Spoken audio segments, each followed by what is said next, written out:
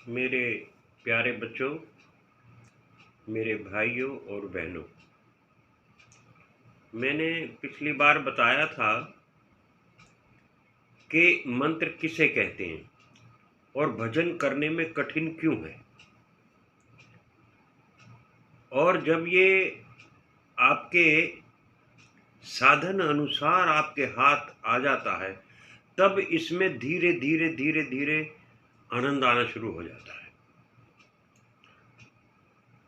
इसमें एक चीज का आप ध्यान रखें।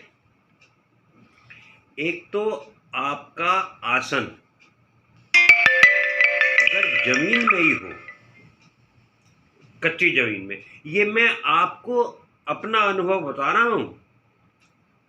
आप इसको अगर इसमें कहीं कोई त्रुटि हो, कोई गलती हो, तो आप अपने अनुसार भी देख सकते हैं।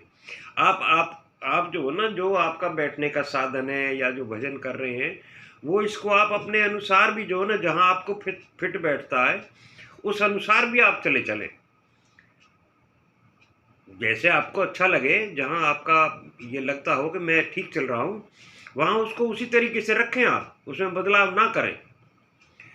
तो एक तो कोशिश ये करें कि आपका आसन कच्ची जमीन पर हो, साफ सुथरी सी जमीन हो, और उसके ऊपर आप जो चाहें तो बेशक मोटा कपड़ा बिछा सकते हैं, नहीं तो आप अपनी सुविधा अनुसार जमीन पे भी बैठ सकते हैं। अगर रेतीली जमीन है या घास का मैदान है तो वहां भी आप बैठ सकते हैं। क्यों कि आपका ऑरा, आपका तेज, या आपकी वो जिसे हम कह सकते हैं शक्ति, या इसे यूनिवर्सल लाइफ फोर्स भी कह सकते हैं, ये शक्ति जो आपकी प्रवाह करती है, जिसकी वजह से हम एक किस्म से चेतन है, जो चेतनता हमें रखती है, वो शक्ति आपके शरीर से 4 या 5 इंच दूर बहती है, और ये निरंतर बहती है। ये शक्ति जब आपकी डिमिनिश होनी शुरू हो जाती है, तो आप समझिए कि आप दूसरी तरफ चल रहे हैं।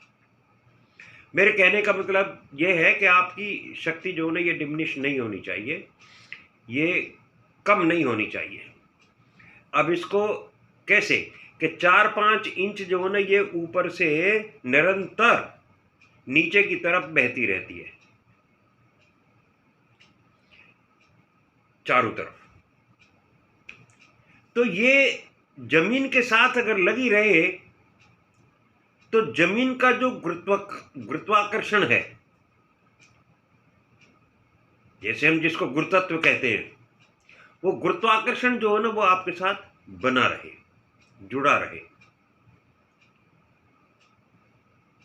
वो जमीन भी आपकी जब भजन करेंगे और आपका भजन गति पकड़ेगा, जब तेज हो जाएगा, जब उसमें आ जाएगा घुमाव में, तो आपकी वो जमीन भी जो ना नीचे से, उसमें भी वाइब्रेशंस आपकी चली जाएंगी।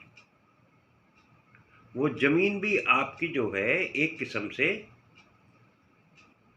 शक्ति युक्त हो जाएगी, और फिर आपको बैठने में भी आसानी रहेगी और वो आपकी मदद भी करेगी। इसलिए ये देख लेना बहुत जरूरी है कि आपका आसन 4-5 इंच से ऊपर ना हो। बेशक आप लकड़ी की पट्टी पे भी अगर बैठें, लकड़ी की जो चौकियां जो होती हैं उन पे भी बैठे, तो उनके ऊपर मोटा कपड़ा बिछा लें। दूसरी बात, इसमें सहज आसन का प्रयोग करें आप। आपके जो ये गट्टे हैं, इन गट्टों में दर्द ना हो, कोई परेशानी ना हो बैठती देर। ये आसन बड़ा सरल और बड़ा सीधा और सहज होना चाहिए, ताकि आप लंबे समय तक, अगर आपका भजन में मन लग जाए, तो आप लंबे समय तक बैठे रहें। इसमें बैठना ही सबसे बड़ी मुसीबत है। इसके लिए तुम्हें यह करना होगा कि आप एक नियम बना लें पक्का, कि चाहे मेरे पे बैठा ना जाए या मेरा मन बहुत जल्दी उचाट हो जाए, लेकिन मैं बैठूंगा जरूर, किसी भी कीमत पे। आप अवश्य बैठें। ये अगर आपने नियम बना लिया, इस नियमावली को अगर आपने अपना लिया तो आप भजन में कामयाब हो जाएंगे।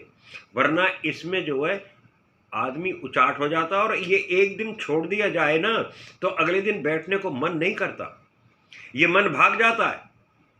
अगर एक दिन आपने एब्सेंट किया तो अगले दिन आपके लिए डिफिकल्टी होगी। इसमें एक दिन का ब्रेक भी जो है ना वो आपको कई दिन तक डिस्टर्ब कर सकता है। हो सकता है आप नेक्स्ट डे भी ना बैठे, और हो सकता है फिर 3-4 दिन लगातार, अब सोमवार से करूंगा, अब मंगल से करूंगा, अब पहली तारीख से करूंगा, फिर इस तरीके के बहाने ढूंढना शुरू कर देते हैं आप। तो इसलिए इस चीज़ का ध्यान रखें कि आपका आसन सहज हो, बिल्कुल आराम से, तसल्ली से। आप बड़ा आनंद लेंगे यहाँ पे भी। और सबसे पहले यहाँ तिल बनना शुरू होगा आपके पास। आपके सामने एक स्टार बनेगा बहुत छोटा सा, आप उस पर अपनी नज़र रोक के रखें, उसको आप लगातार देखने का प्रयास करें डेली, सुबह और शाम। आज के लिए इतना ही। भारत माता की जय। जय हिंद, जय हिंद की सेना। राधे राधे।